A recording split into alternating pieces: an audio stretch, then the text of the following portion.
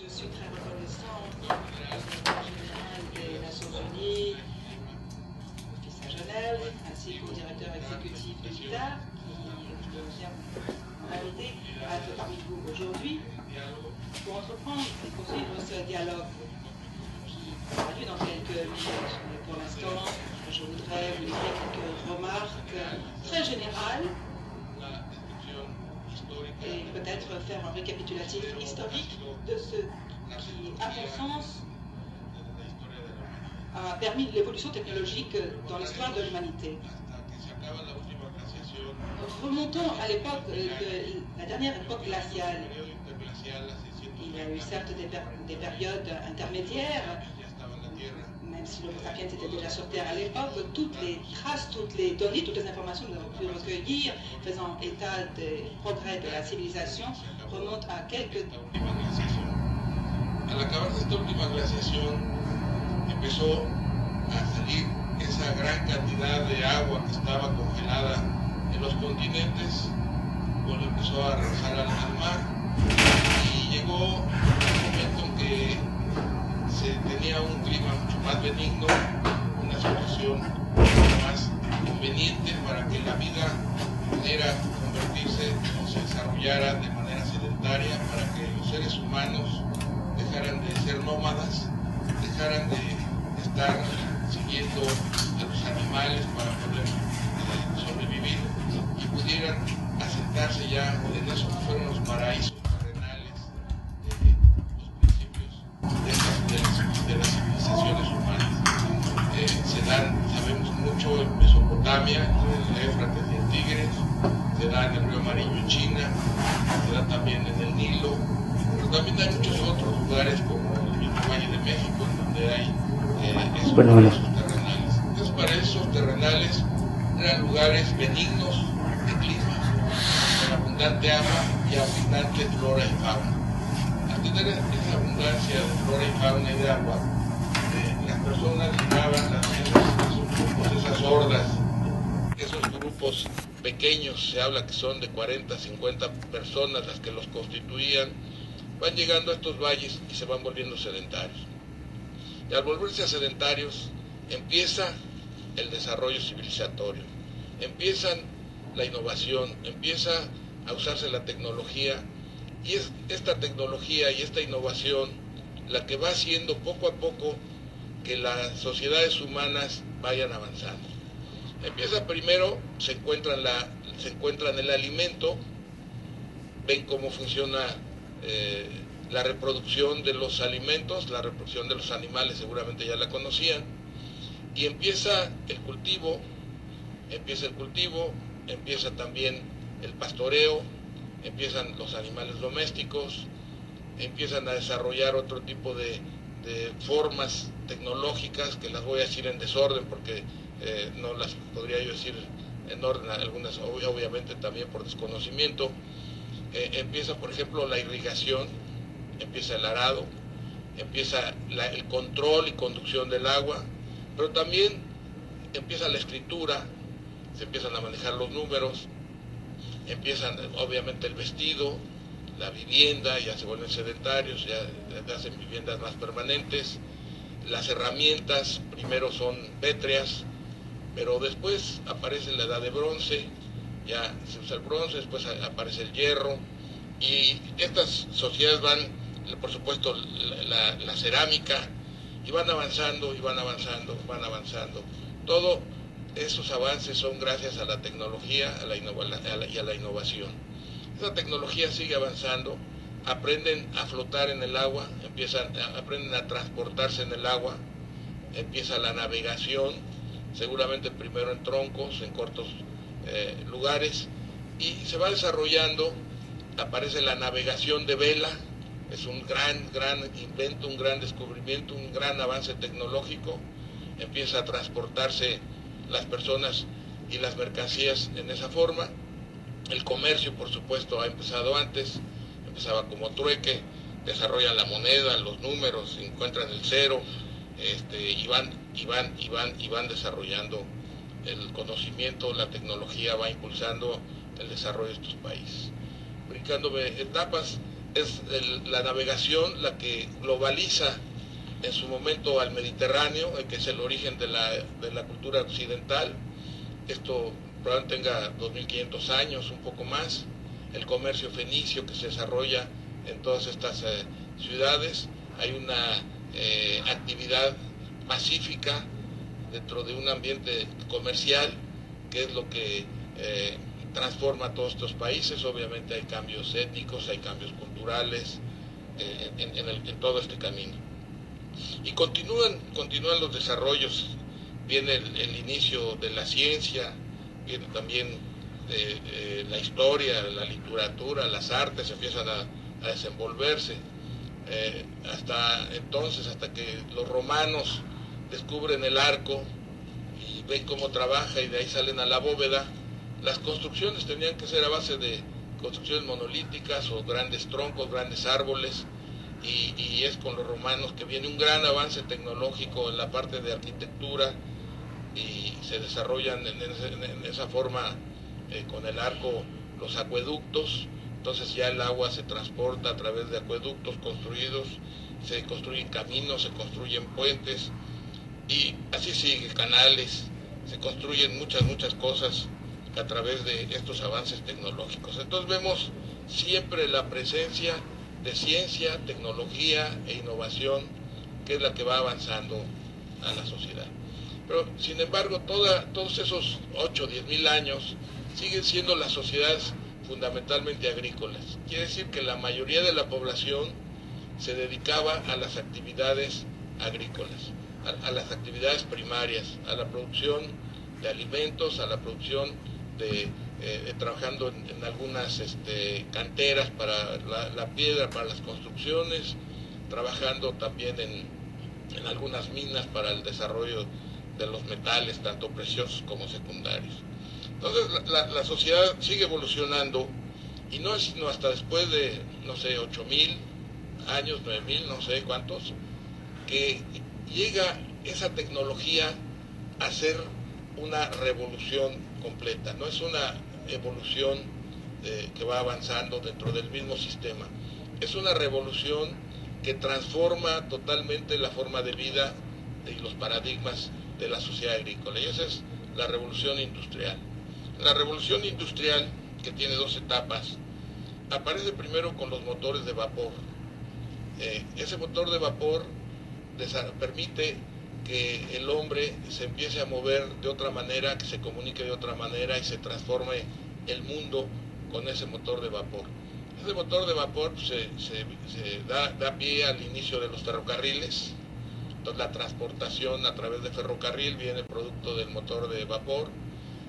Los barcos de vapor, por supuesto, ya no están sujetos a los vientos ni a los remos, están sujetos con cierta autonomía con estos motores, con estos barcos de vapor. Y por supuesto, no solamente son equipos para motores que sirven para transportación, también se usan en máquinas y equipos. Se usan en Inglaterra para producción textil, se usan en los equipos para grúas, se usan para tractores, se descubre también el tractor, se me va la palabra, ahorita la encontraré, la descubrió McCormick, que incrementó mucho, que creó el tractor agrícola, el Reaper para el cultivo a través de estos tractores, todos trabajando con el motor de vapor. Y en el siglo, a finales del 19 y principios del 20, viene una segunda etapa de la revolución industrial. Todo es a base de tecnología, pero ahora son tecnologías que transforman completamente la forma de vida de los seres humanos, que son cambios civilizatorios. Esta transformación, esta segunda etapa es con la electricidad y el motor de combustión interna. Todos los equipos ya no funcionan con grandes calderas para los motores de vapor, sino son electromecánicos. La electricidad se vuelve un transformador enorme de la sociedad industrial, junto con el motor de combustión interna, que desarrollan un gran avance de esta etapa industrial. Y es en el siglo XX donde se empieza con todo este tipo, con esta actividad a desarrollar muchas otras ciencias y actividades económicas como la química, la óptica, un sinnúmero de ellas que son propias de esta sociedad industrial, en que ya la mayoría de la población se dedica a actividades de manufactura. Ya pasamos de la sociedad agrícola o primaria a la sociedad industrial, manufacturera o secundaria. Estos son grandes avances. También hay avances muy fuertes en la ciencia, hay avances muy fuertes en todos los campos, pero al mismo tiempo hay una dificultad que las Naciones Unidas han sido muy importantes tratando de frenar muchas cosas desde hace muchos años, en que el cambio de una sociedad agrícola a una sociedad industrial fue muy costosa, fue realmente enormemente costosa, social, económica, políticamente y sobre todo en vidas. Este cambio, estos cambios civilizatorios en el que se cambian tanto los paradigmas, en que deja de ser válidos esos viejos paradigmas de la sociedad agrícola, en que el poder era monolítico tanto que no es casual que tanto en Egipto como en Japón, como en Europa, como en América, el poder político descendiera de la divinidad.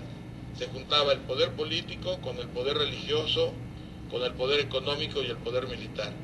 Entonces el faraón egipcio descendía de la divinidad, el emperador japonés, sabemos que hasta la Segunda Guerra descendía de la divinidad, el tlatoani azteca descendía de la divinidad, el inca peruano descendía de la divinidad, y bueno, y Europa pues eran coronados por la iglesia. Entonces el poder político, económico, militar era monolítico, pero también desgraciadamente no había derechos humanos, había esclavos y había siervos, había esclavitud, no había cuidado del ambiente, no había libertad, no había educación. Era importante que las clases mantuvieran su inmovilidad social y por eso era la diferencia entre clases. La gente nacía y moría probablemente en el mismo lugar, salvo que estuviera en guerras y tuviera que tomarse parte de la leva de estos ejércitos. Y empieza la transformación de paradigmas con la sociedad industrial y empiezan los cambios políticos. La Revolución Francesa empieza cambiando todos estos viejos modelos característicos de las sociedades agrícolas, y la evolución se presenta. Y viene el cambio en el que hay una transición de la política monolítica a la democrática, que son las dictaduras, los totalitarismos, el fascismo, que se sustentan ya no en que el gobernante desciende de la divinidad, sino en el interés público, en el nacionalismo, y bueno, son una serie de modelos y ensaladas político-económicas que vivimos en el siglo XX, que incluyen 2 guerras mundiales, muchas guerras en todos lados, guerras frías, guerras calientes, son propias de un cambio civilizatorio que sufrimos durante el siglo XX. También en el siglo XX aparece la radiocomunicación. Aunque ya a mediados del siglo XIX Maxwell había encontrado matemáticamente, había avanzado mucho, Marconi a finales del XIX y del XX, curiosamente no puede hacerlo en Italia, se va a Inglaterra, y en el 20 empieza a desarrollarse la radiocomunicación. Y desgraciadamente, o más bien una desgracia que ocurre en 1912, que es el hundimiento del Titanic, hace popular la radiocomunicación porque a través de ella se comunican con otro barco que también la tiene, se sabe quién está y quién no está, y se hace un gran ruido y presencia de la radiocomunicación como un elemento fundamental. En esta sociedad industrial viene el desarrollo de la industria automotriz, la vida urbana se vuelve muy importante, el radio, la televisión, la aviación se vuelve muy importante, se pasa de la velocidad del caballo a la velocidad del sonido, a la velocidad de la luz también, a través de la radiocomunicación, y sigue la tecnología haciendo cada vez más avanzar y progresar a la sociedad industrial. Esto continúa hasta la segunda mitad del siglo XX en algunos países desarrollados, pero se acelera a finales de los 90 con la aparición de una nueva revolución. Esa nueva revolución tecnológica, esta revolución digital, esta nueva revolución está transformando nuevamente al mundo de una manera sustancial y mucho más rápida que la industrial, con un efecto mucho más rápido. La tecnología que estamos viviendo, el cambio enorme que estamos viviendo, nos está llevando de esa sociedad industrial a una sociedad de servicios, de la sociedad secundaria a una sociedad terciaria, de la industrial a servicios. La mayoría de la población en el mundo, sobre todo desarrollado y en vías de desarrollo, ya está trabajando en los servicios. Ya la producción agropecuaria o de productos primarios o de productos manufacturados ocupa a muy poca población. Ya son las máquinas, son los equipos, es la eficiencia de la producción a través del avance tecnológico la que hace ese trabajo. Entonces estamos viviendo una sociedad de servicios. Muchos países desde los 50, Estados Unidos, la mayoría de la población está en servicios desde hace mucho. En industrial, por dar un ejemplo de Estados Unidos, por ahí de la primera mitad del siglo XIX, el 70% era rural y agrícola. Ahora quizás sea un 2% el que esté en esa actividad. En la parte industrial, quizás quitando a los contadores y a los vendedores de las industrias, quizás sea un 10, 12 o 15 de la población activa. Quiere decir que la población dedicada a producción de bienes no llega ni al 20%. Quiere decir que más del 80% está ya en los servicios en los países desarrollados. Entonces estamos viviendo esta nueva sociedad, una gran transformación civilizatoria en esta sociedad gracias al avance tecnológico que la ha transformado.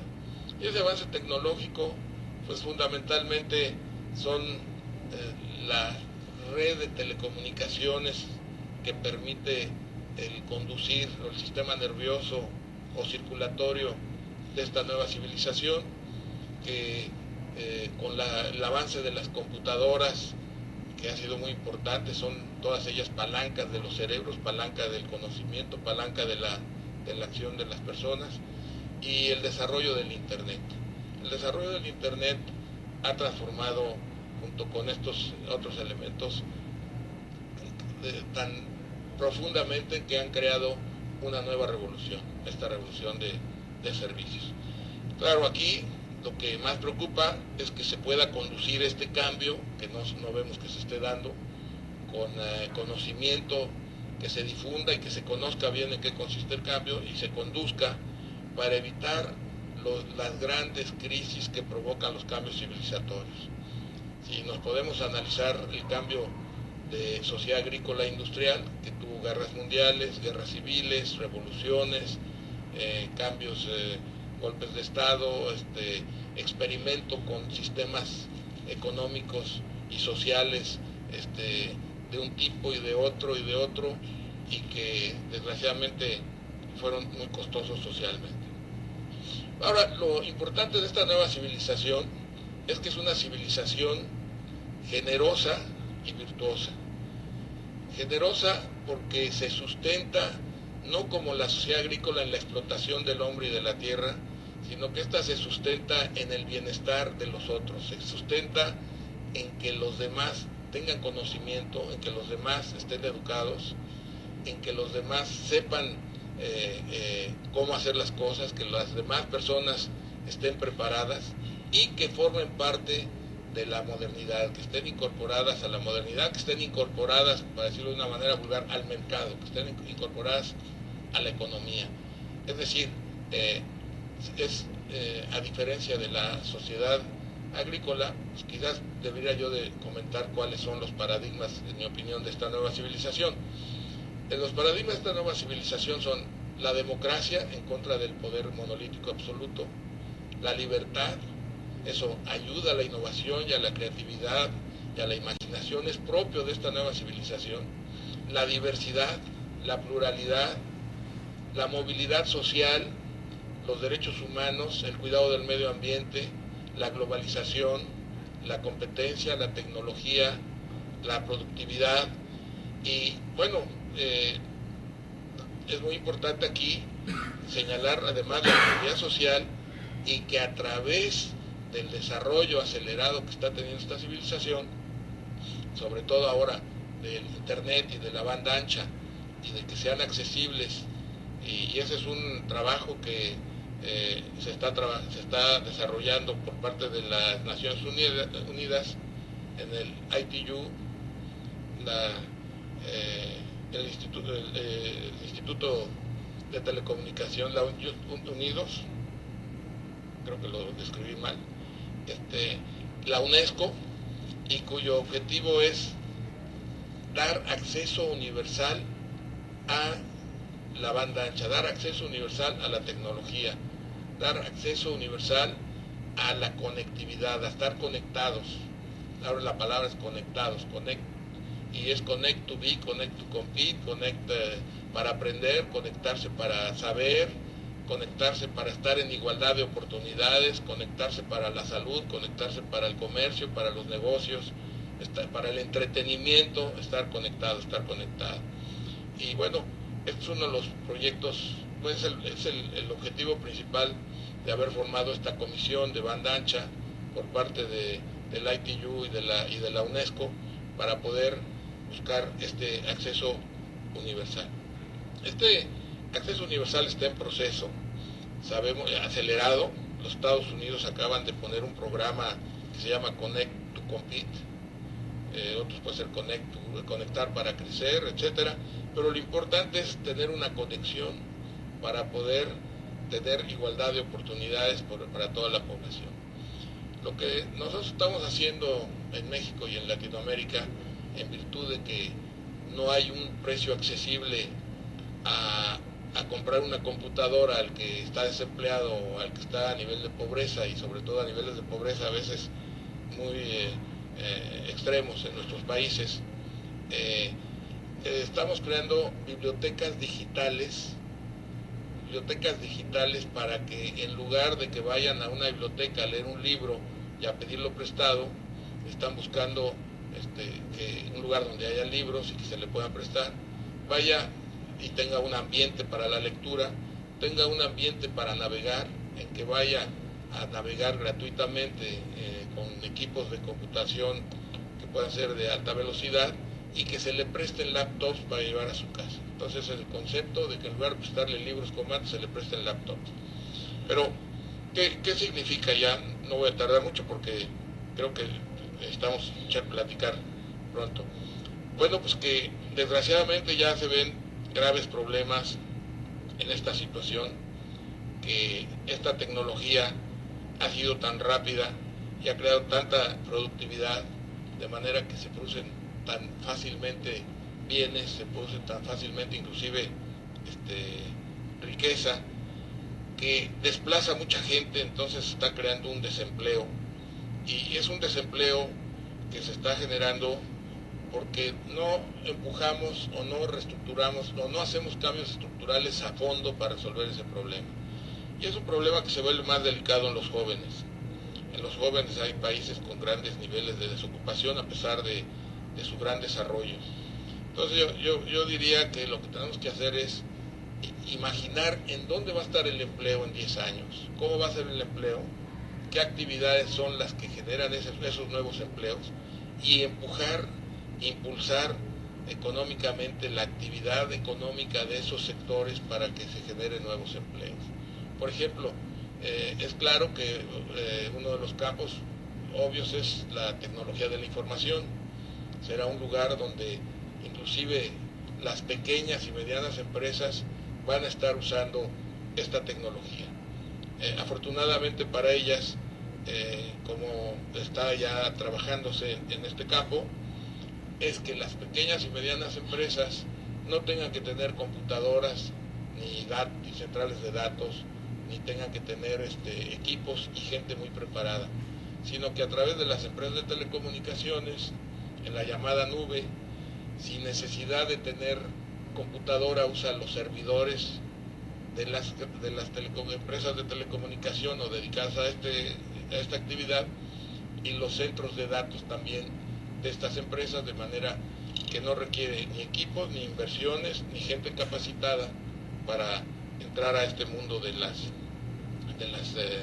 telecomunicaciones, de la información, de la tecnología de la información, etcétera. Luego se abren campos enormes con esta actividad. Más allá de la información, de la tecnología de la información, se va a desarrollar sin duda mucho el entretenimiento, ya está desarrollado. Hay cientos de miles de aplicaciones y de contenidos para utilización de todas las personas conectadas, pero también a través de la capacitación en estos campos, las personas se vuelven mejor oferta para trabajo. O sea, son personas, los jóvenes, que no solamente se preparan para ser plomeros o carpinteros o choferes o ingenieros o vendedores, sino que se preparan para actividades diversas, lo que les facilita encontrar trabajo. Entonces yo diría que va a incrementarse todo lo que es entretenimiento, turismo. El turismo va a ser muy importante, la cultura. La educación también va a ser un medio nuevo de educar a las personas para que tengan un nivel de educación mayor, con educación no presencial. Quiere decir que no hay que hacer tantos campus universitarios, sino que a través de esta red se pueden estar educando, y hay varios ejemplos muy activos y exitosos en este sentido. Y bueno, la educación yo creo que la forma de trabajo tiene que cambiar. Yo pienso que también las jubilaciones deben cambiar. En la sociedad industrial se retiraba uno joven porque hacía trabajos físicos. En esta sociedad del conocimiento, la experiencia y el conocimiento es muy importante, por lo cual conforme las personas tienen una edad mayor, están más preparadas en este sentido, y deberían de tener un periodo mayor de trabajo en años, pero al mismo tiempo deben venir modelos a lo mejor de cambio en el trabajo. Por ejemplo, lo podemos platicar más adelante, pero por ejemplo, alguna idea que se esbozó en los 60, desde los 60, es de que se trabajen 3 días a la semana, 11 horas por ejemplo, 10, 11 o 12 horas, no sé cuántas, y se trabajen 3 días. De esa manera, alguna persona trabajará lunes, martes y miércoles, otra trabajará jueves, viernes y sábado. Habrá un trabajo intenso, y habrá disponibilidad de 4 días, por ejemplo, es un ejemplo. Eso aumentaría la capacidad de generar empleo, y las personas, en lugar de jubilarse a los 60 años, se jubilarían a los 70.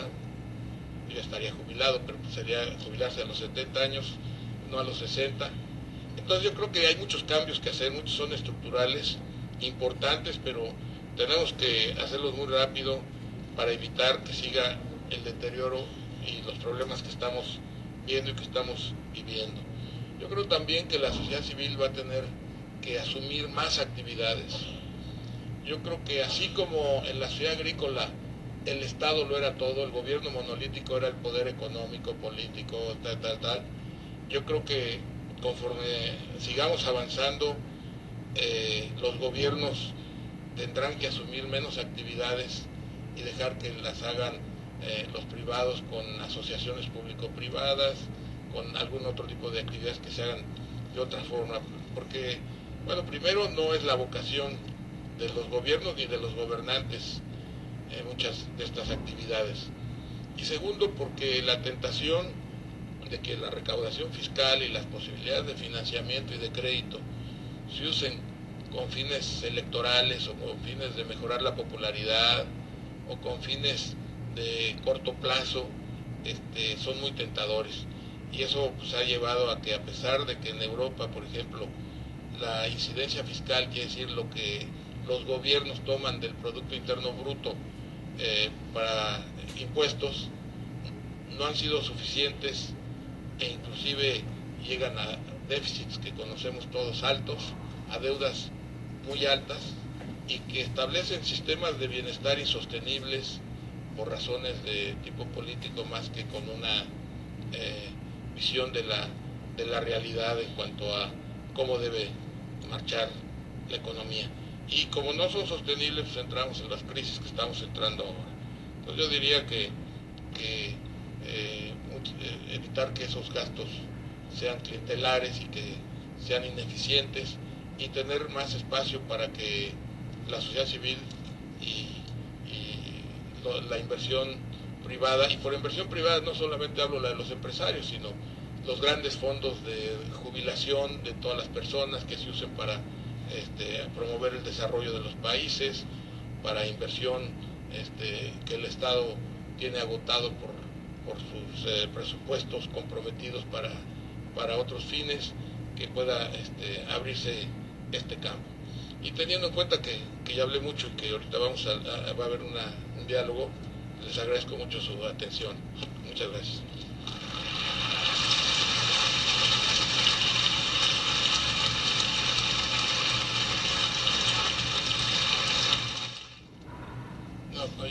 Yo me siento ¿se oye? Sí.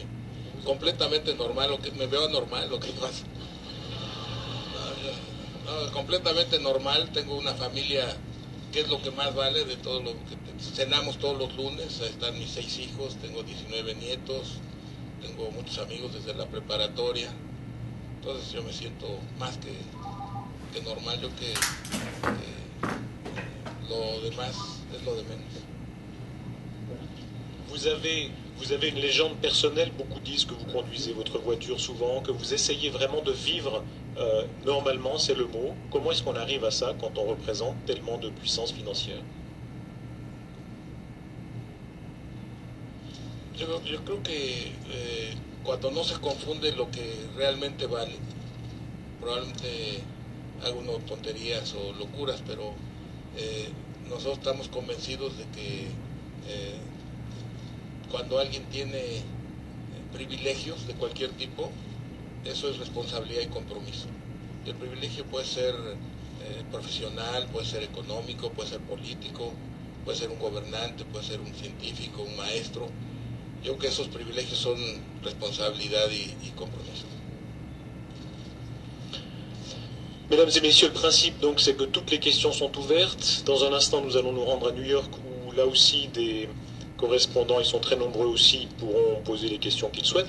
Je vous propose d'ouvrir tout de suite pour 2 premières questions avant de partir pour New York. 2 premières questions de qui il voudra à Monsieur Slim après l'intervention qu'il a faite. La parole est vraiment à qui la veut. Alors, je ne sais pas s'il y a des scrutateurs ou beaucoup de timides. Madame, alors madame ici, s'il vous plaît. Oui, je vous en prie. Alors, il faut bien vous signaler pour qu'on puisse ouvrir votre micro. C'est madame à cheveux noirs qui est juste là, pardon. Je vous en prie. Hello, does it work? Yes, thank you. First, I wanted to say can you hear me? Yes. I wanted to say thank you for being normal and caring about normal people. And I also want to say that you are the only billionaire that I know about who cares about people in prison. And you have the social bailout program where you have allowed people in prison to be to access a lawyer in Mexico. So thank you for that, because we've been looking for people all over the place, and you are really the only billionaire we've ever found who actually pays money for this program. So my question, is, how can we today, in this day and age, use technology in order to support the fact that there are thousands of people in pretrial detention today who are suffering throughout the world who do not have lawyers and cannot access lawyers? I know that you have programs where the lawyers are given to people, but are there ways that we can use technology in order to broadcast it, to train lawyers, to really give early access to counsel? Bueno, en las cárceles desgraciadamente está lleno de gente inocente. Están llenas de gente que está por pobres, no por ser delincuentes. Entonces nuestro programa lo que hace, que tiene unos 20 y tantos años, es que a los que están encarcelados por pobres que son primodelincuentes, que es la primera vez que delinquen, que han delinquido sin violencia y que normalmente son cuestiones accidentales y que principalmente son indígenas, lo que hacemos es que les damos la fianza para que puedan salir de las cárceles. Entonces lo que hacemos es darle a los mismos gobiernos las fianzas en blanco para que los gobiernos las llenen y puedan darles la libertad a estas personas que están internadas por estos motivos. Yo creo que debe haber muchos cambios para que los delitos menores se puedan pagar en libertad con trabajos sociales, por ejemplo, y que haya justicia de barandilla, como se dice, que puedan ser juicios orales rápidos, porque nosotros podemos sacarlos cuando ya han sido juzgados, condenados, y están condenados a pagar, por ejemplo, una fianza de $400, $500 para salir y no los tienen. Entonces quedan ahí en las cárceles, que son universidades del delito, ahí se criminalizan estando internados ahí. Entonces lo que sería ideal sería que se les juzgara más rápido o que pudieran salir desde un principio en juicios orales mucho más rápidos. Creo que hay que cambiar también las leyes. Hay que separar al delincuente común, importante, con violencia, de los delitos menores como alguna discusión o por ejemplo algunas copas, o algunas veces son indígenas que no saben ni el idioma español y no tienen forma de decir qué está pasando. Alguna vez ha sido pleito de dos amigos y los encierran a los dos ya y se quedan. Entonces yo diría que sí hay que cambiar algunas leyes para que no se les, por ejemplo, que no se les encierre en la cárcel hasta que no sean juzgados, que se les pueda juzgar en libertad, sería muy importante. Y la tecnología puede ayudar ahí con chips en donde se sepa dónde están, en una forma de que tengan una pulserita o algo que se les localice, sepan dónde están y puedan estar en libertad. Y también con esta pulsera los que están a punto de salir podrían lograr. Y que las penas para estas personas, una vez que salen, por ejemplo, les obligan a ir una vez a la semana a firmar al juzgado, lo cual es una tontería, porque se les dificulta encontrar trabajo. Entonces, ver eso y ver la reincorporación social de estas personas. O sería ideal que estas personas que nosotros estamos sacando, que son 7, 8 mil al año muchas veces, puedan estar juzgando, se les juzgue en libertad y que cuando se les juzgue puedan dar la fianza y que no tengan que entrar a la cárcel, porque las familias se destruyen y las personas y sus vidas también, y muchas veces se les exprime hasta lo que no tienen en la cárcel. Carlos Slim, merci. Autre question? Nicolas Frison-Lamotte.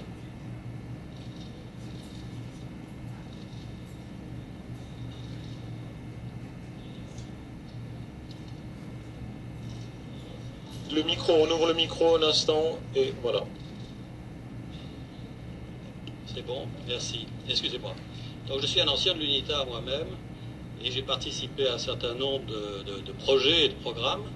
Et un des programmes pourrait bénéficier de votre influence, en particulier auprès de ITU, c'est les nouvelles technologies de l'information et de la communication au service des handicapés, des malvoyants en particulier. Voilà. Est-ce que vous pourriez vous faire notre ambassadeur auprès de ITU pour favoriser ce genre d'initiative? Merci. Carlos Slim. Sí, sin duda, casualmente estuve platicando de eso hace media hora. Estuve platicando de no solamente para efectos de acceso a la tecnología de la información, sino para trabajo, y se va a presentar ahora en el grupo G20 la próxima semana en México una iniciativa para las personas discapacitadas para que puedan tener acceso a la igualdad en todos los sentidos. Carlos Slim, comment est-ce que vous choisissez? Je lisais dans votre bouche quelque chose de très intéressant. Vous n'êtes pas démagogue, hein. Vous dites, moi je ne veux pas jouer au Père Noël, je choisis vraiment ce à quoi je veux donner. Comment vous choisissez? Il y a tellement de demandes, comment vous choisissez? No, yo no he dicho esa barbaridad que yo elijo a quién ayudar. Nosotros hacemos programas de apoyo para la solución de problemas. Por ejemplo, en el caso de los que se mencionó, de las personas que están en las cárceles, ahí tenemos el programa ese desde hace muchos años, y la estrategia es que lo hacemos sin límite. Entonces tenemos varios programas en educación y en salud. En salud, por ejemplo, estamos haciendo una investigación genómica. Hablando de tecnología, no mencioné, pero la edad de jubilación de 60 a 65 años se estableció cuando la gente se moría a los 60 o 65 años. Ahora morimos un poco más tarde, no sé, quizás 85 al rato, 90. La genómica es muy importante para alargar esta vida y poder tener una mejor calidad de vida.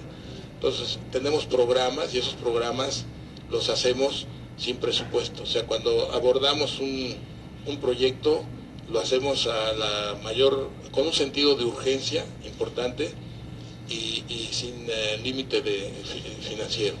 Entonces, por ejemplo, iniciamos hace también en 95, el programa es nutrición de la madre en el embarazo, atención perinatal, alimentación del niño en los 2 primeros años, que es cuando le crece el cerebro 4 veces, educación temprana, salud infantil, salud en general y educación moderna de alta calidad, educación digital. Eso es el concepto.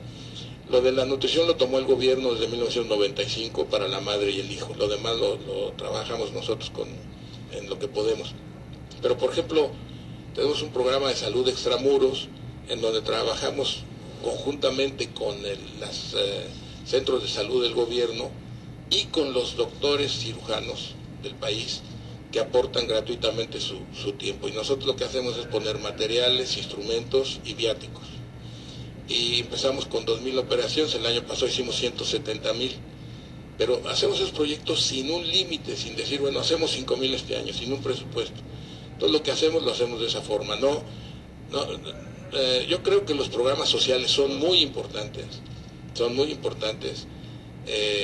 sobre todo cuando están enfocados a la salud y a la educación, pero las ayudas económicas solamente tienen temporalidad. Yo creo que la única forma de combatir la pobreza realmente es formando capital humano, teniendo buena nutrición, buena salud, buena educación y con empleo. El empleo y más empleo. Entonces eso vemos como el objetivo último de combatir la pobreza y con dignidad. O sea, no pensamos que el darle a las familias 1,000 pesos o $100 mensuales va a ser una solución a la pobreza. Y lo hemos visto, hay muchos años, a base de programas de caridad, grupos de apoyo, etcétera, y la pobreza está cada vez peor, ¿no? Entonces, la solution est salud, éducation et emploi. Carlos Slim, merci. On revient aux questions ici dans la salle. Vous savez qu'une autre assemblée nous suit à New York. Nous allons entrer en contact avec elle, avec Madame l'ambassadeur Joy Ogwu, qui devrait nous entendre. Je ne sais pas si on la verra ici sur l'écran. Joy Ogwu qui est à New York et qui devrait aussi répercuter les questions qui, là-bas, vous sont posées, Carlos Slim.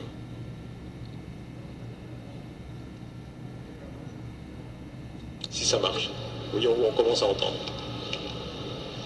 Est-ce que vous nous entendez à New York? Yes, we can hear you. Alors voilà, Monsieur Slim est là, est à votre disposition pour toutes les questions que vous voudrez. Une question au moins. Yes, thank you very much. Mr. Slim, on behalf of the New York audience, I would like to thank you very much for a very insightful lecture. The question is, on the African continent, we have had very spectacular examples of how mobile technology could help to empower large segments of the population through better access to market prices for small farmers especially, to save medicines or to finance in remote rural areas. What, in your view, are other possible areas where mobile technology could substantially improve the livelihood of people, particularly in the developing world? Bueno, primero la telefonía móvil con la modalidad de prepago que echamos a andar nosotros desde hace muchos años, y en virtud de que en los teléfonos de paga teníamos la tarjeta de prepago desde 1991, entonces fue muy fácil en 95 con la crisis que tuvimos que se llamó del tequila, meter el prepago le llamamos el plan ILET, en que se subsidiaba el aparato para vender las tarjetas. Ese programa es ya de uso universal y ha sido muy exitoso y ha permitido en todos los países del mundo tener una alta penetración de los teléfonos móviles. En Latinoamérica el año pasado ya teníamos 110% de penetración, incluyendo toda la población. Si quitamos a los muchachos de menos de 10 o 12 años, pues se multiplica más la penetración. Pero eso es voz, o sea, lo que llega a través del aparato es la posibilidad de comunicarse, que es muy importante, pero es insuficiente. Entonces yo diría que lo que tenemos que impulsar ahora, y en la Broadband Commission de la ITU y de UNESCO, tenemos como objetivo que antes del 2015 y como parte de las metas del milenio de Naciones Unidas se tenga acceso universal a la banda ancha, y yo diría que lo que sigue, y más bien ya estamos, pero hay que acelerarlo, es el acceso de alta velocidad a Internet a través del teléfono móvil, para que todas estas personas que hoy pueden comunicarse con vos y que tienen teléfonos que no tienen todavía la capacidad de recibir información y datos a gran velocidad, evolucionen tanto la infraestructura que tenemos que hacer las empresas de telecomunicaciones, que estamos todavía en la 3G cuando ya está la nueva generación. Tenemos que invertir rápidamente en esta nueva generación para poder ir a aumentar las velocidades y cambiar los aparatos. Entonces tener ya aparatos inteligentes que permitan dar acceso en este sentido. Y de esa manera se podría dar seguimiento en salud, por ejemplo, se podría mandar la información remota o rural de los problemas de salud, se podrían tener todo tipo de datos y video a través de la red móvil de telefonía, y eso es uno de los objetivos que tenemos en la comisión. Carlos Slim, combien de gens téléphonent avec du Carlos Slim? Je veux dire, vous êtes l'opérateur de combien de gens qui téléphonent par vous? On dit 200 millions, 240 millions, c'est ça? Bueno, a través mío no tanto, pero tenemos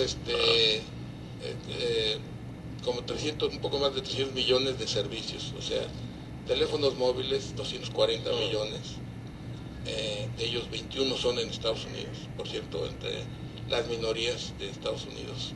Tenemos 21 millones de clientes, y de telefonía fija como 25 o 30 millones, y de internet otra cifra, y de televisión de paga llega a 300 millones más o menos, los servicios, no el número de clientes. Hay clientes que tienen varios servicios.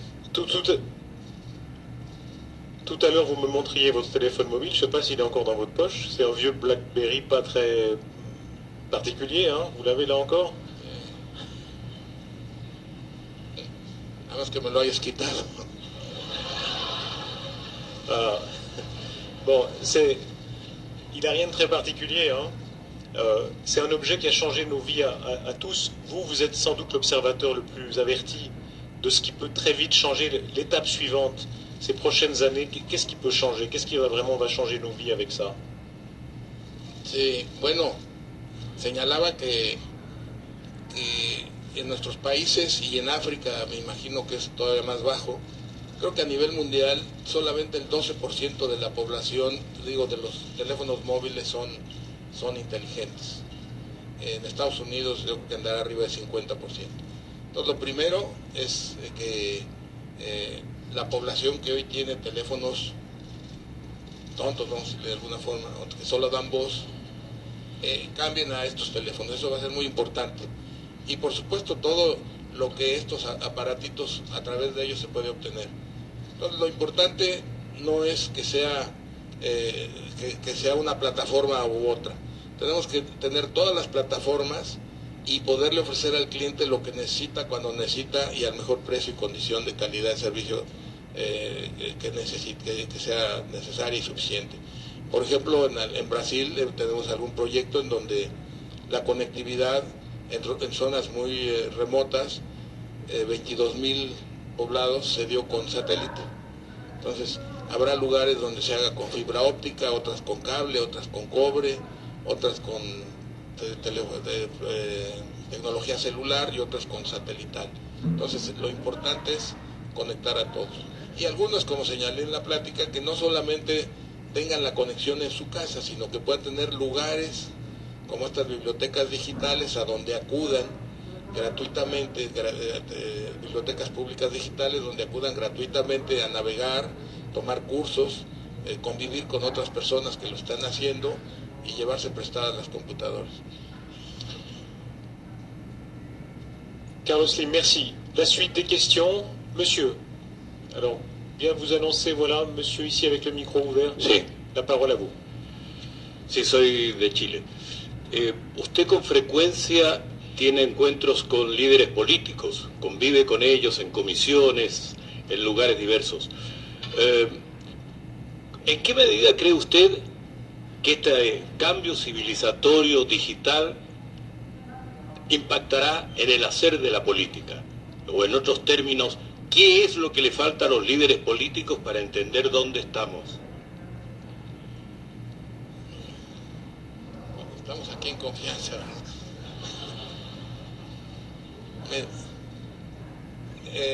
Aquí hay que destacar varias cosas. Primero, yo lo primero que leí sobre este cambio fue en 68. Luego el libro de Alvin Toffler cumplió 40 años el año pasado.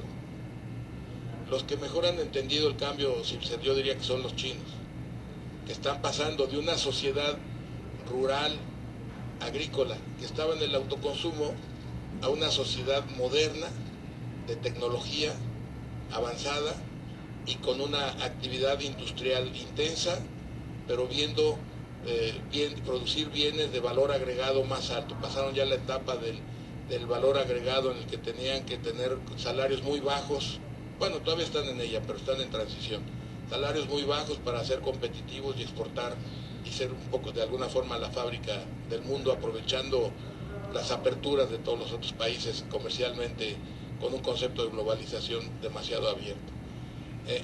Yo creo que todo el conocimiento del cambio civilizatorio no está muy claro, no creo que lo tengan muy claro muchos políticos y gobernantes.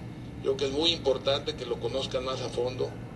Comentaba yo que el libro de Toffler tiene 40 años, viene dando conferencias por todos lados. El de Jean-Paul Schreiber tiene 45, 46 años, el desafío americano.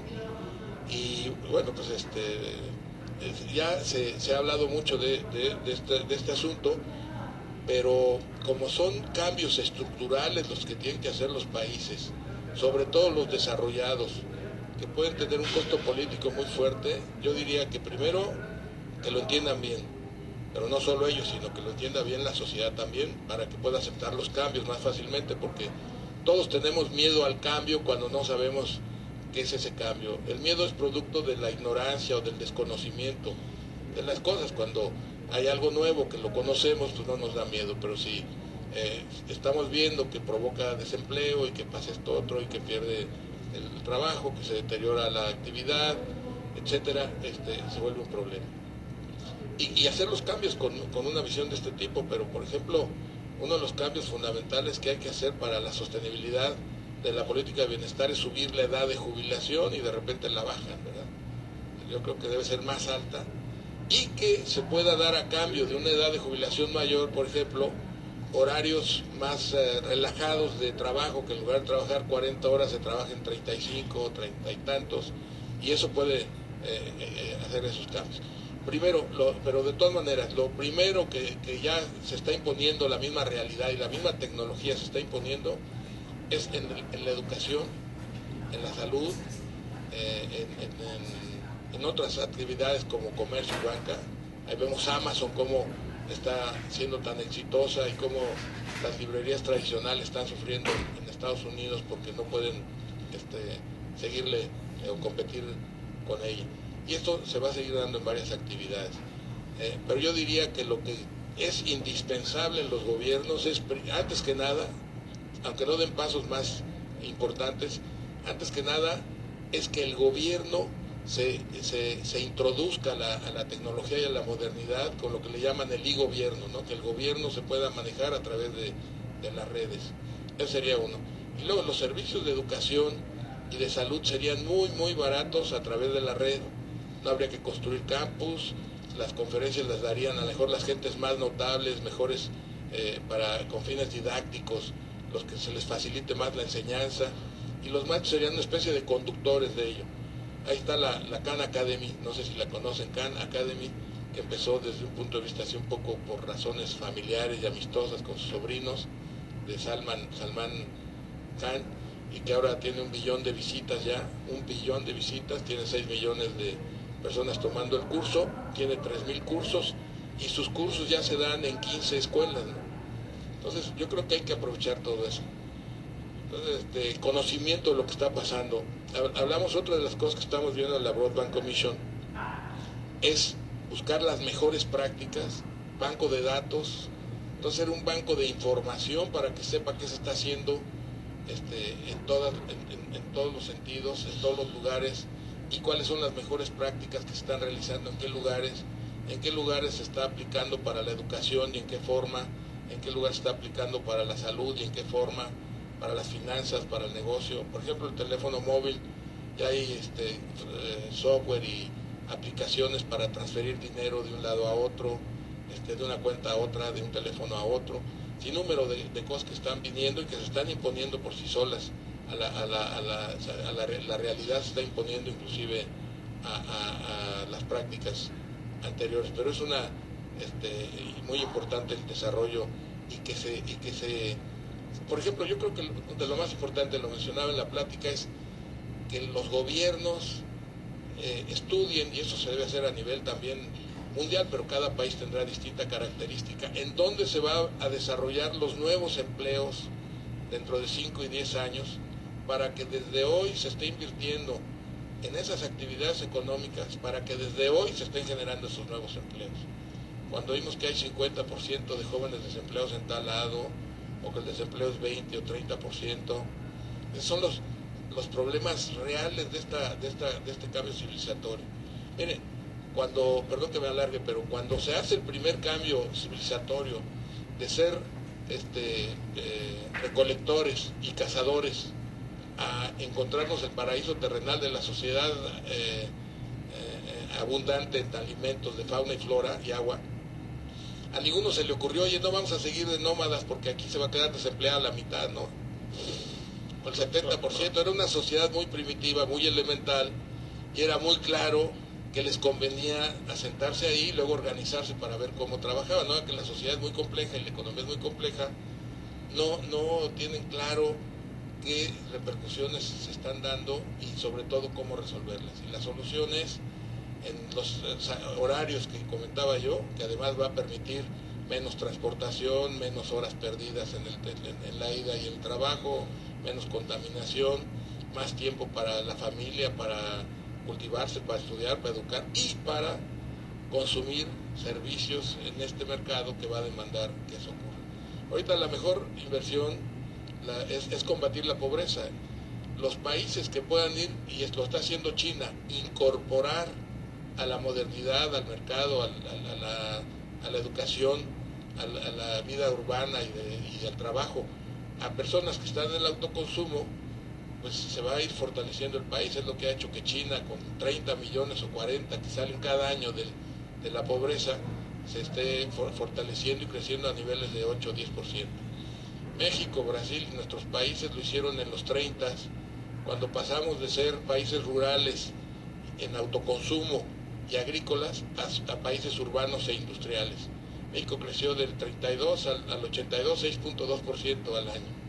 Bueno, son las transformaciones. Los países europeos y desarrollados lo hicieron en el siglo XIX, pasaron de ser, como Estados Unidos, rural, agrícola, a ser urbano, industrial y con un gran desarrollo. Entonces son esos procesos que transforman, y es lo que tenemos que hacer ahora en esta nueva civilización. Carlos Slim, merci. Alors il y a beaucoup de questions, je vais essayer de prendre la salle. Alors peut-être monsieur ici pour commencer, ensuite on poursuivra. S'il vous plaît, jouez le jeu tous, alors questions brèves, réponses brèves, qu'on puisse entendre tout le monde. Monsieur, je vous en prie, oui. Si le micro est ouvert, pas encore, il faut que ce soit rouge. Voilà. Voilà. Yes, thank you. I'm working for the United Nations Economic Commission for Europe, and I would like to draw the discussion on in relation to the energy and energy sector in particular. And there is no doubt that there is no innovation without energy. But up to now, very often energy has been considered mainly a tool. You know that this year is the International Year for Sustainable Energy for All, and there are different initiatives, including the Secretary General Initiative for Sustainable Energy for All, with the 3 targets: access to modern energy services for all, the energy efficiency, the double of also of renewables on the within the energy mix. And within this context, I know that you have been pretty active also in different occasions, also in supporting the UN energy activities, and also within the context of the UN Climate Change Conference that took place a couple of years ago in Mexico. My key question is that up to now, is basically energy has been considered really a tool, but can energy maybe represent an opportunity for a structural change that you have been meaning before? In the sense, can be really an opportunity for creating innovation through a different path, different ways. So I hope I've been quite clear with my question. Thank you. Bueno, el cambio estructural que yo pienso es un poco diferente en cuanto a que yo creo que los países que además están sufriendo más son los desarrollados, porque tienen ya un estado de bienestar muy importante de muchos años, que ha ido cada vez ofreciendo más y que se ha vuelto insostenible. Creo que ese es un cambio importante. En cuanto, por ejemplo, a la edad de jubilación, sería un factor importante.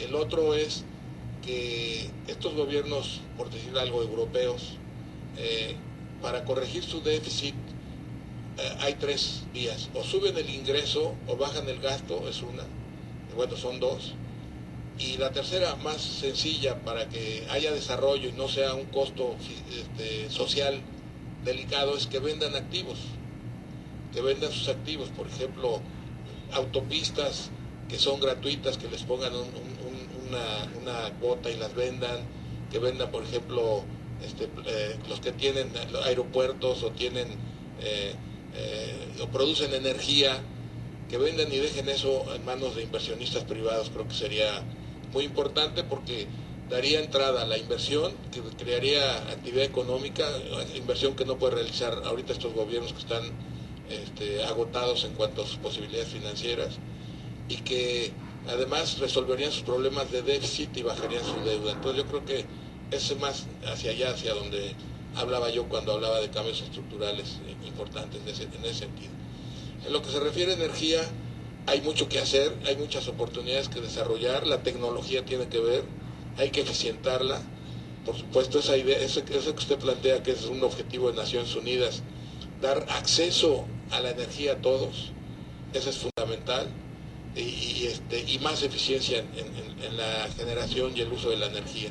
Son factores fundamentales. Por ejemplo, muchos países todavía en el atraso, en la sociedad agrícola, todavía en muchas actividades, usan biomasa. Entonces, es un desperdicio de la energía enorme, contaminan, pero muchas veces se quema leña dentro de la habitación donde está el niño y entran a niveles de deterioro de la salud con la contaminación que provocan en donde duermen y donde están los bebés y los muchachos y duermen ellos, muy alta, que les crean graves problemas de salud. Entonces sí, tienen que hacerse todos esos cambios. Yo creo que hay que hacerlo lo más rápido posible. La tecnología también puede ayudar ahí a desarrollar mejores, más eficiencia en la conducción de la energía, mayor factor de planta en las plantas hidroeléctricas, por ejemplo.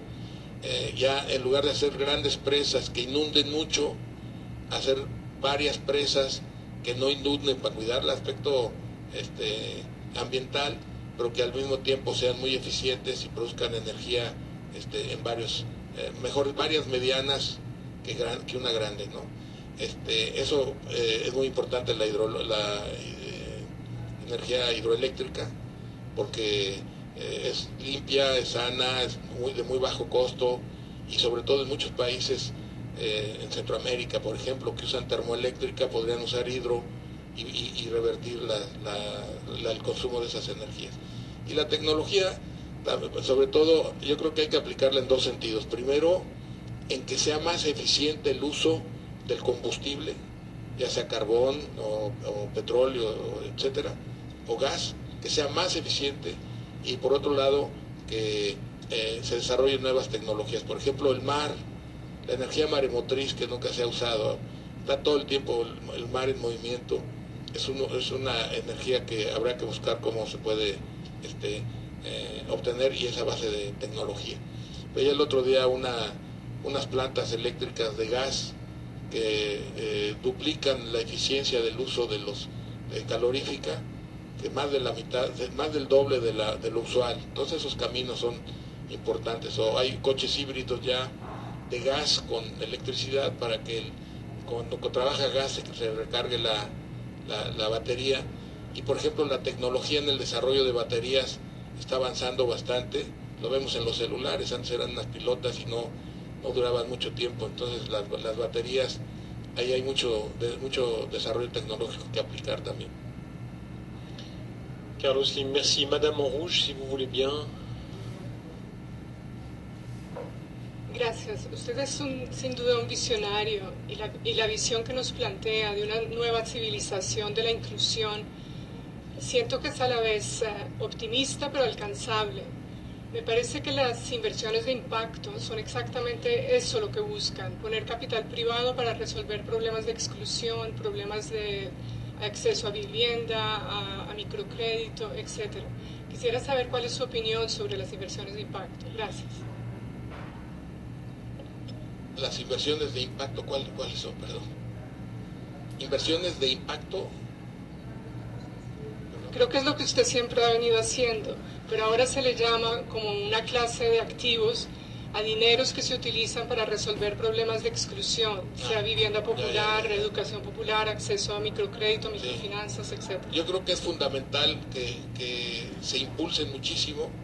Nosotros hemos buscado eso. Yo, de hecho, hace como 10 años que ya estoy dedicado a las fundaciones y a este tipo de actividades de vivienda, desarrollo inmobiliario y desarrollo de infraestructura física. O sea, los objetivos son, ¿qué es lo que podemos hacer los privados? Desarrollo de capital humano y de capital físico. De capital humano a través de salud y educación, y cultura y deporte, y capital físico a través de eso, de inversiones de impacto que llaman. Yo creo que son fundamentales hacerlas. Yo creo que ya la gente que no tiene ingresos, que está marginada, que no está en la modernidad, que está, digamos, en niveles de pobreza, pues ya solamente son convenientes para políticos populistas, porque la verdad es que a estas personas, y más que mantenerlas con programas sociales de ayuda, que sí es importante para cuando esa ayuda va a mantener una red de bienestar mínimo social, sin duda que es importante, y cuando sirve para educación y salud, por supuesto, pero lo más importante que hay que hacer es a esas personas educarlas e incorporarlas a la modernidad y a la economía y al mercado. Lo que la pobreza y la marginación antes era un problema ético y social, ahora es una necesidad económica. O sea, lo que necesitan los países, bueno, lo vemos en el caso de China, es que se vayan, y en muchos otros países, ¿no? Y en muchos otros, y en otras épocas también, es ir incorporando a esas personas que están en el autoconsumo a la economía moderna, a la educación y al mercado laboral, incorporarlas al trabajo. Y bueno, es lo que tenemos que hacer, esas inversiones que permiten generar empleos, muchos empleos. Por ejemplo, otra de las cosas que hay que hacer ya en las ciudades es la reconversión urbana. Las ciudades durante el siglo XX, sobre todo en la primera, depende de qué ciudades, se volvieron con grandes áreas industriales, fraccionamientos industriales de diverso tipo. Esas áreas industriales ya son obsoletas, encontrarse en esas zonas urbanas. Lo que hay que hacer es reconvertirlas en zonas de servicios, que además es notable en ciudades mayores como zonas industriales que ofrecían, por decir algo, 100 empleos, al volverse servicios ofrecen 700, 800 o más empleos en servicios. Es un multiplicador de empleos esa reconversión urbana, no solo temporales en la reconstrucción de la infraestructura urbana, sino también en el trabajo permanente. Merci. Monsieur, oui.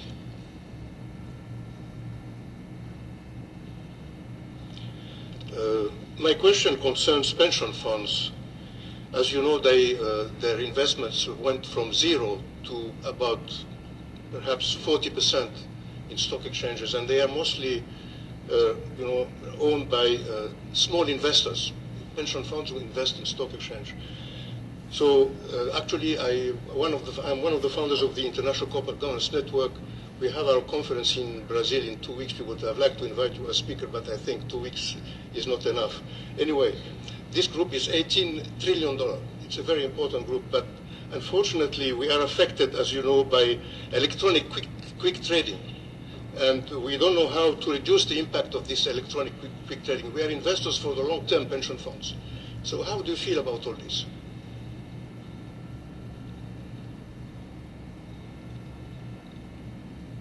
Bueno, yo creo que el trabajador, la persona que está activa, lo que le interesa es tener un buen trabajo, seguridad de su trabajo, seguridad de empleo, seguridad de educación de sus hijos, salud y seguridad al retiro.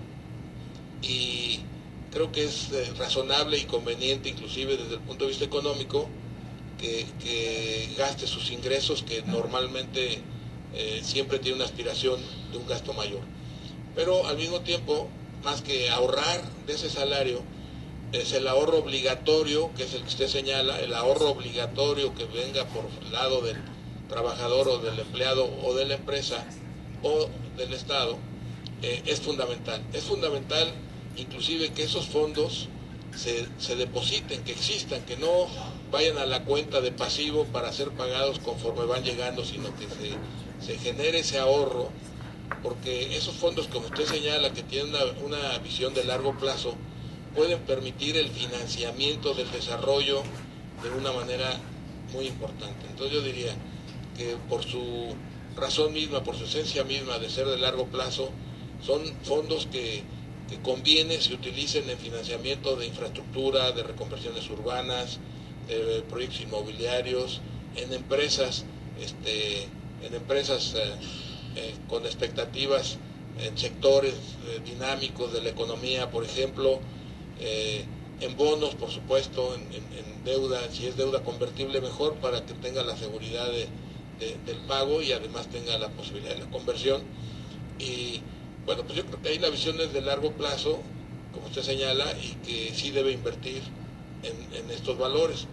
Y lo que conviene para ser cuidadoso, yo diría, es que como tiene que hacer una inversión en una gama amplia de valores, llamemos valores de renta fija y variable, por ejemplo, que cuando los mercados están exuberantes o eufóricos, su nivel de inversión en valores variables sea menor, y cuando los mercados están pesimistas y tristes y bajos, invierta más en valores variables, ¿no? Entonces simplemente que el manejo sea de una manera simple, de ponderación mayor o menor según las circunstancias. Pero para mí es el factor principal de financiamiento, de infraestructura, y es una palanca de desarrollo muy importante en los fondos de pensiones de todos los países y de todas las economías. Merci.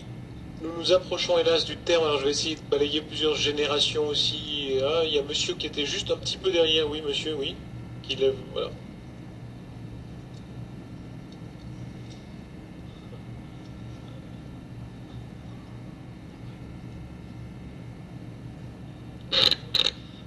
Buenas tardes, señor. Yo tenía una pregunta muy simple para usted y quería saber el aviso que podría dar a alguien que tiene una idea que quiere crear su empresa, sobre todo a un niño de 15 años. ¿Qué recomendarle? Perdón. La última parte de la pregunta, un niño de 15 años Un enfant de 15 ans, mais vous avez plus que 15 ans, monsieur, non? Non, j'ai 15 ans, monsieur. Alors 15 ans, très bien. Bueno, primero, que viva su edad y la disfrute. Yo creo.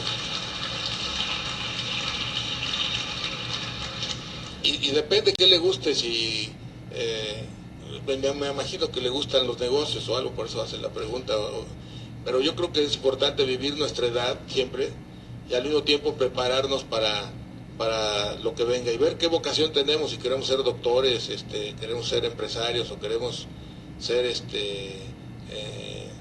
comerciantes o tecnólogos o científicos. Pero si la idea es entrar a los negocios, pues a lo mejor que empiece a ahorrar un poquito, que empiece sin dejar de hacer lo que tiene que hacer a su edad, que empiece a leer biografías, que empiece a hacer algunas inversiones para ir entendiendo cómo son, en qué consisten, que vaya invirtiendo y que se dé tiempo, que no se precipiten en tomar decisiones y que disfrute su edad y no sé, yo creo que es la edad además donde ese cambio fisiológico y psicológico nos acerca a las muchachas, que no se vaya a aislar mucho de ellas.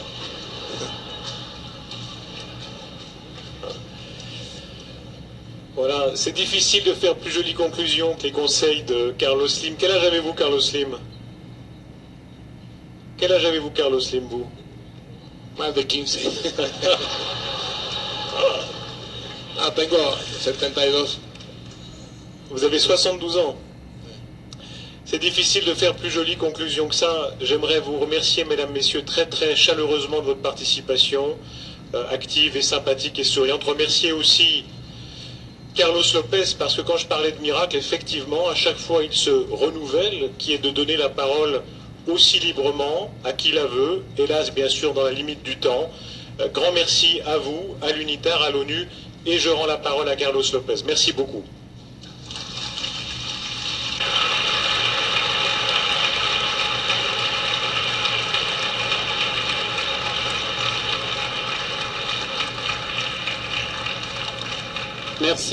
Merci à tous. Merci à tous. Il ne me reste qu'à remercier tous ceux qui ont collaboré à cette initiative,